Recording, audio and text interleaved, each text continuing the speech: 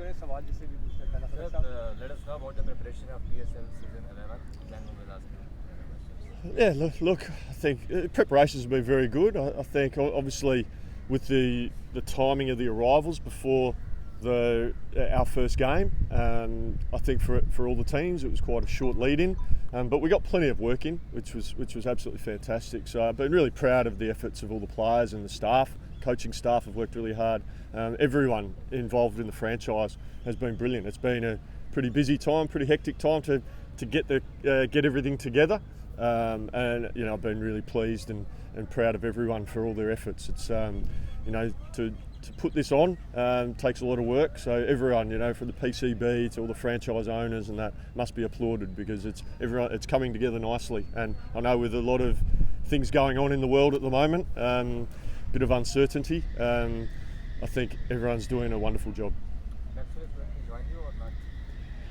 Well, we'll have to wait and see. I think he's locked in for the back half of the tournament. The exact date of when he arrives, we're unsure. We're just waiting on that, waiting for some more information. But hopefully he'll join us soon. Jason, how's your relationship with Pakistan Cricket Board after the coaching stint? Now you are working with the Hyderabad Kings. So how different you felt the atmosphere and the relationship with the board? Yeah, absolutely no problem. Look, there was obviously I finished up in my role as the test coach of the team, and look, these things happen, but we've all moved on, and absolutely no drama. So there's absolutely no issue from my end or the PCB's end. The relationship is absolutely fine, so no problem at all. There is a lot of T20 cricket from the January to December, a lot of heavily impact on the traditional Test cricket and one-day cricket, and you are one of the leading Test cricketer in the past. How you feel about these leagues on the Test cricket impact and the one-day as well? Oh, look, I love international cricket. I love Test cricket. I think I'm not alone in that thinking. We all do love the traditional format of the game. Just making sure, I feel for administrators to try and fit in a calendar, to fit in all these Test cricket, international cricket, plus all these T20 tournaments is a real challenge. And it's a challenge for coaches, for players, because the reality is players can't play every game over the 12-month period. It's just too much. And so we've just got to make sure that we're gathering as much information as possible and making the best decisions as possible. There are windows for tournaments, but it is tricky for administrators, and I certainly don't want to see a reduction in Test cricket. So we've just got to make sure that we find that right balance. And I think, to be fair, I think administrators are doing a pretty good job trying to get that balance. It's not going to be perfect. I think we all appreciate that, but I think the best intentions are very much there.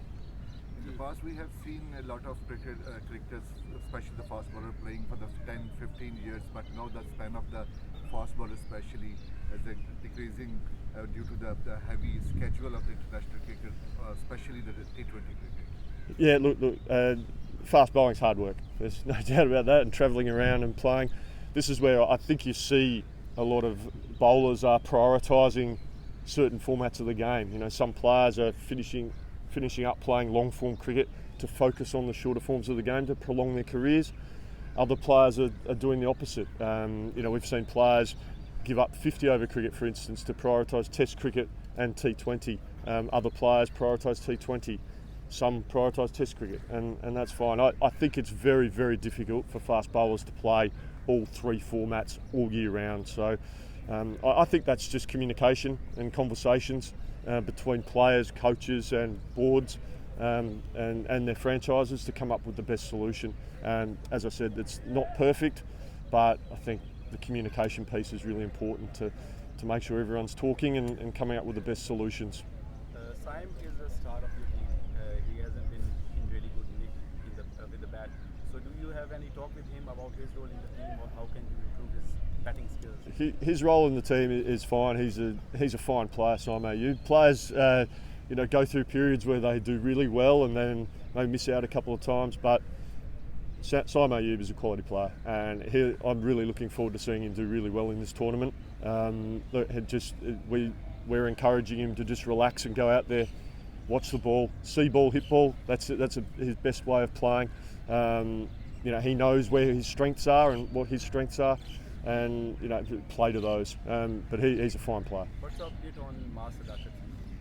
So Muaz is training today. So obviously he's an important part of our squad, and we're hoping he'll be available for selection tomorrow.